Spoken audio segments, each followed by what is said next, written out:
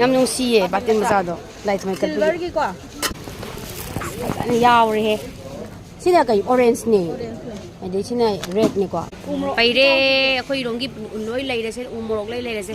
Ma Ngam ko sublim ko man. challe he. Khajing jang. Kaise de re bhaiya? Karuna oi de chak charam sa la phone do ayane de tangjal le.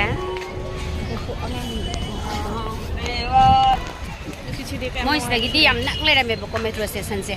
Da ibani se sidi angang loi thamma ga ta kaino ma satharu rage sini. Kaino ma le tharu rage ne laaban. Phun wai phun ju khan ngasi di tau boina nang nungai tare ai khang.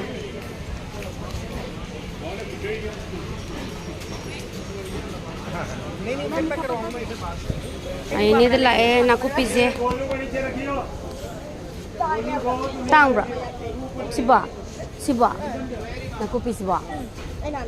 Nan ai na manu ka da hang do sumai na di dim hai.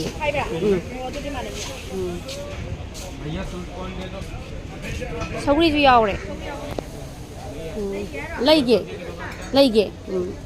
कैसे दे रहे भैया 50 का 50 का पाव हाय हाय नहीं को दे देना आइने दे लोई फंगदब लेते है अदुना आई चटके तबो जो सुम फरक ता रे लाई सारिङै चटखिबदगी ngasi चटलिसिना आहान बनी लाई सारिङै याम लामेबा अदुदै लाखिद्रे अदु हुजि युम पाला मतुंग लाइसिना आहान बा तारे सौग्री फंगे सौग्री जि लैरगे मरासु यावै थाजन यारबे येंगगे को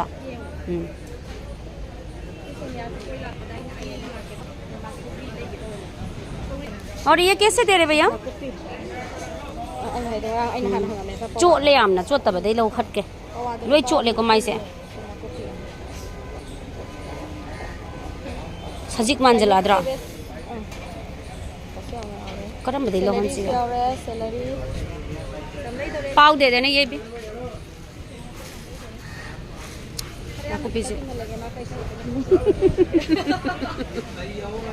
lại ngay sẽ lấy thara kìa nè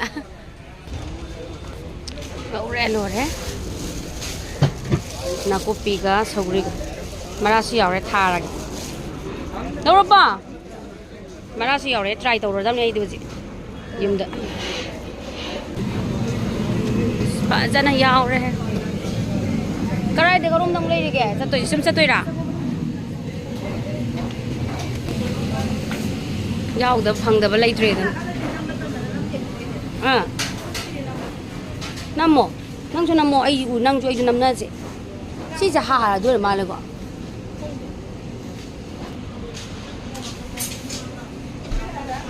Mangrai do malago. Singa ay mo ko. Si la phoi ji kai la phoi ni ge ai ta hina de chong la so ko. As lai ta balay trade. Si sa ha do ay ra. Ha ga haina budo khangdi ha ga haina budo la phoi angang bo phang da budo la phoi angang bo le si sa ra ba karuna nam kai tau jano si bo si dei nang se ge na yam nu si e sin kam do ba sa pa ko la adura ye nati champa ko la du na tam champa ko la ga haina budo yum daga pitru pipa champa ko la ga haiba hau bo du male Now yum daga baba wana ka sabi sa pakola ka hina ba do mangra yung ne mangra do ma ngam ko sublim ko man challe he khajing jang kaise de re bhaiya 150 का है ना 150 चामियन के ओ 150 80 रुपए का छोटा वाला ये वाला लई रही देख लो और ये कैसे दे रहे हो और ये सेम ये थोड़ा छोटा वाला कैसे दे रहे भैया एक ही रेट 80 रुपए कोई सा भी ले ओ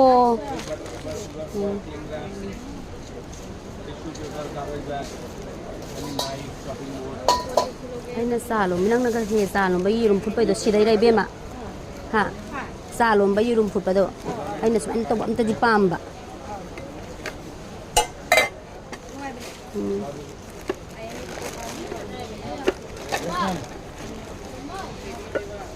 Namaw ni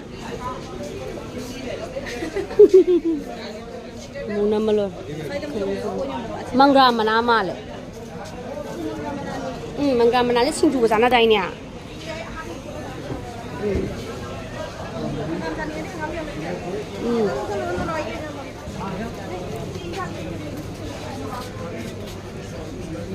Mới sẽ sắp mà ra là cũng bị chỉ rồi mà mình chả mà thăm bầu giàu đấy xem một xin được máu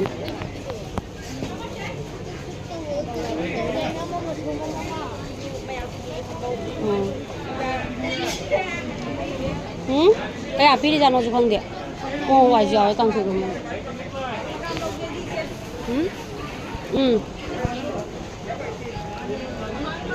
khăn lâu chưa nào khăn lâu rồi kịp ngắm gì áo đấy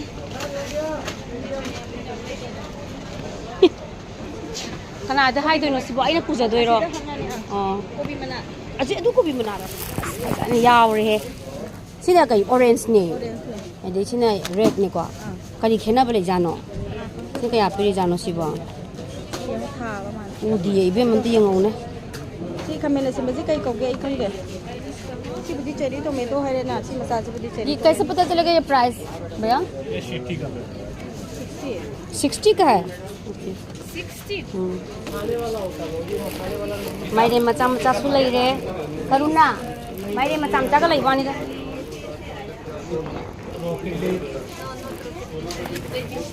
अनि याव रे लईबा mama खंग करी लई दोइन Malai. इमा pizza palm Cherry कैसे दे रहे हैं? 800 का मैम 800. तांग तांग मसा ले जिम त लौबी के तौबनी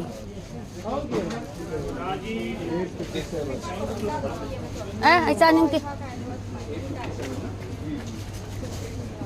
इसमें फोइजी माउ याम तंगी बे mai सिसे कैसे दे रहे भैया 200 रुपया किलो मोइ सिदा बु पोरा दि लोइना कैनोम तौइने सिदिया थोक हो रे लीची थोक हो रे. याउ द बम त लैथ्रे कनो त लै तु करीबा कोइना हाइबा कोइना उयेन दो माने नतरो उसिना ती बे मा उयेन हो दोने उसिना दि नते बा उसिना हो तु उयेन दुनि सिदा सु लैरे तु उसिना दना मुसुक मुबु सु लैरे तु ओ आइना सिना उयेन मा सिकी मशरूम खुसाउ जिउने करी करी मशरूम को के सिबो अंगो बदसो चौबदो तु 이 대수자래도 मशरूम से variety या मम्मी ले जे वा सीडी नॉर्मल मार्केट या बगु बुदुने बस मचा मचा जे सीडी उनता उद्री सीडी चाद्री एदी तु सीदा सु लेये तो राउंड कुंबोन का माल Donut. donut का माल Donut ni sina. Donut mushroom. ai si jam ta चाद्री noi jam chai noi na am pok joi ai chu ta चाद्री का मसाला moi gi kano da burger da ha pe Apa dah? an chum ni zaning di kai num tok toi cham cham ra la azana leire इसलिए सु हंगजिने सि moi ju man mana bari yang cheba ma umro ka yaure to कैसे दे रहे भैया हां ये कहाँ से मंगवाया भैया? नॉर्थ ईस्ट से ही आता है इसीलिए पूछ कैसे कैसे दे रहे इसलिए पूछ रहे हो. कैसे कैसे दे रहे हम मरी सिदा Mari sida. Iki itu di menikati lempar. moi yang khai da dan phare be Menikati yang. moi size di mayam kan to boni na यहाँ पे महंगा बता रहे हैं. कैसे दे रहे हैं? कैसे दे रहे हैं?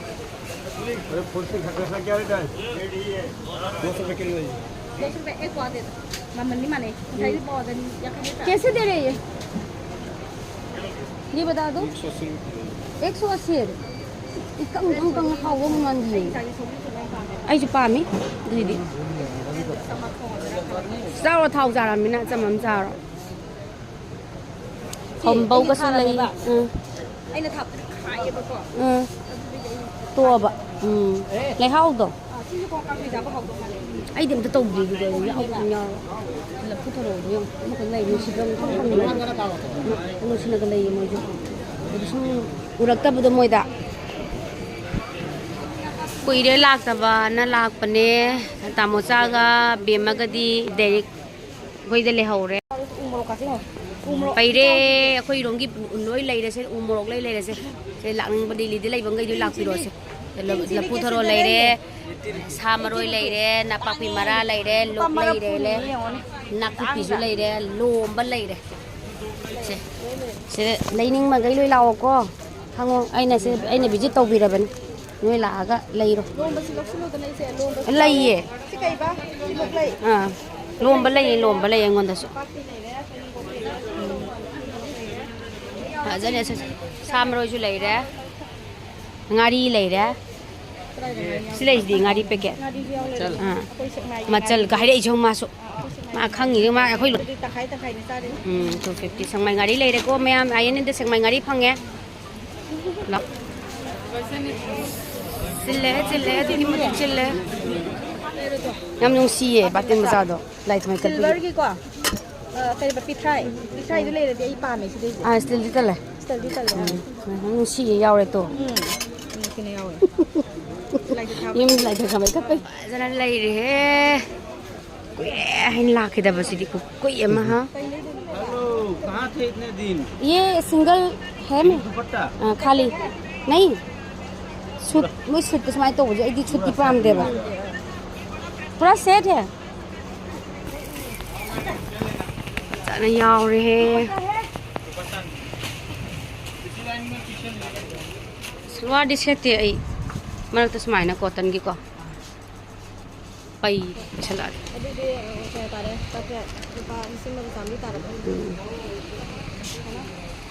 ठीक है टोटल कितना होगा 4 है 1400 और लाना बढ़िया फुरिट कुर्ता मम लौरे बानी की माँ की सुलौरे सुमे कोई चे नाना तौबिरगे ना तौरे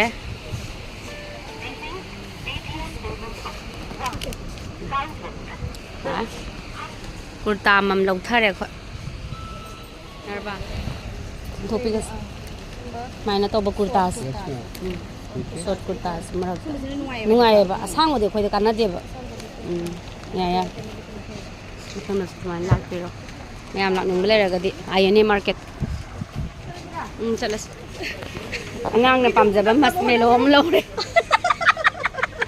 पोसे सिदा आई प्लास्टिक की साथ लो इचानो पी मसमेलो लौरे कनो कनो हम यहाँ ओरे उ यादे लयो लयो हायरा कने प्राइस नहीं लिखा है यम पामजे ये कैसे दे रहे ना सिर्फ सोम ले दरे इसे सोनिया होजी ये भी 100 अदुने कोकोनट आई दुना अदुने कोकोनट ऑयल दो कौन सी वाली है 75 मतलब कौन सा क्या फर्क है इसमें मैडम ये 100 का है ये कोकोनट ऑयल वाला रिफाइंड ऑयल वाला ये 75 का है अच्छा कोकोनट तुना तांगी बा कोकोनट सिना हावरमनी सिल रिफाइन था ओ यार साम सिना हावरमनी ठीक ये ले 100 रुपए ले लेंगे 500 रुपए 100 रुपए चा लोनबगी संगोम लोनबगी अमा लौरे कई लोग जाए नो लौनी मो लौगैद्रोगे अखोइसे लौरी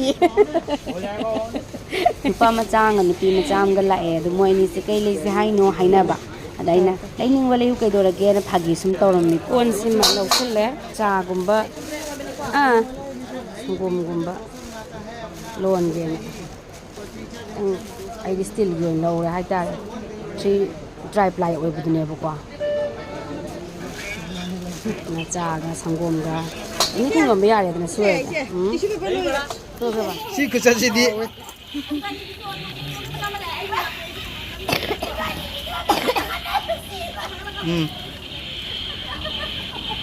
नहीं आए नहीं मार्केट तो नहीं स्पॉन्सर का तो व्यू का है रखता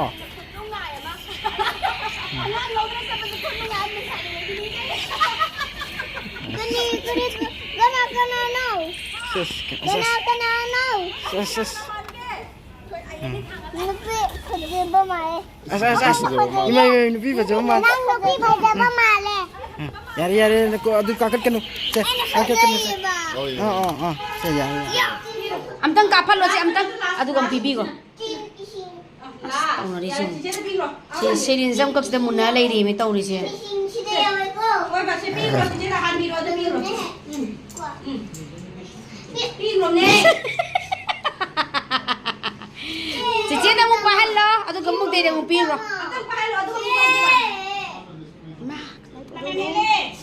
지제 능수 야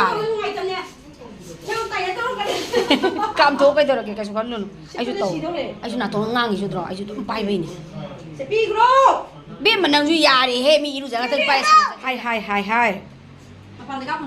sai tum tàu mà pan cà phê đi cái gì nó Mapanda.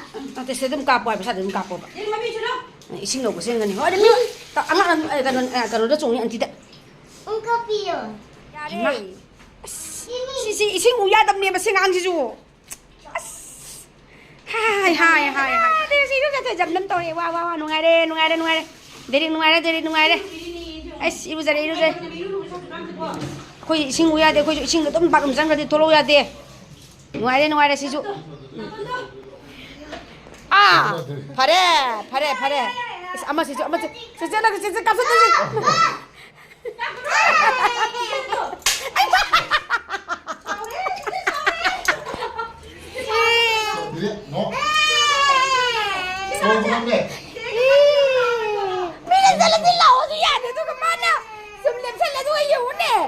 Calon ke sih deh, ngarang.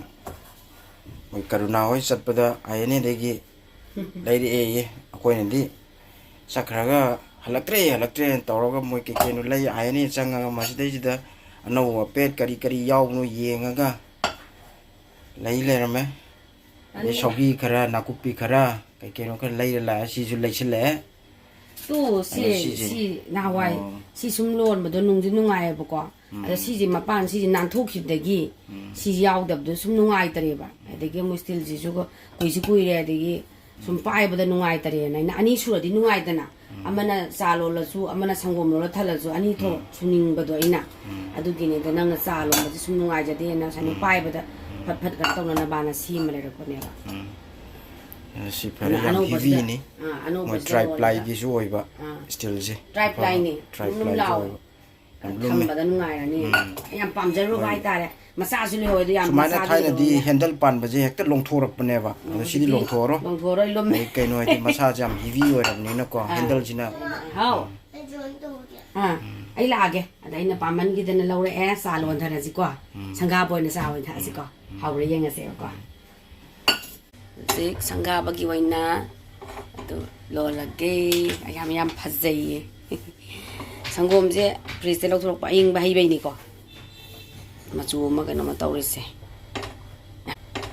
yam nusi ai gi stock sida tham bada yam chana dro tam cha ai gi stock macha nusi re stock macha sida ai gi cha lo na ba patra sina maro ma phajari ba Lerak bagi pot kasi sticker kasi log thok tre hey ta hapchal la mathang chamna sing hapchal la thamma ge sidi ai di pana thak sungdo thak tra bagum bani tammo cha di cha pami magi cha ni edigi be masu pami moi ni se thai cha se phajana ai di hoi loi lei de haraga su mai magi da ka ta ba po chai sing si ekta lei ta bani na nungai te ba ko lei de haraga su cha lo na ba hai ba ma edigi kano tau na ba sum hoi sida dum kaigumba sangom sulon yare sa sulon yare anything noi tobu budi yare ko ani sura de nungai dana sangong lo na ba musu tham draga di na amai toroga ani thong lai bane ba ado ai nungai re lo le cha khutta su pai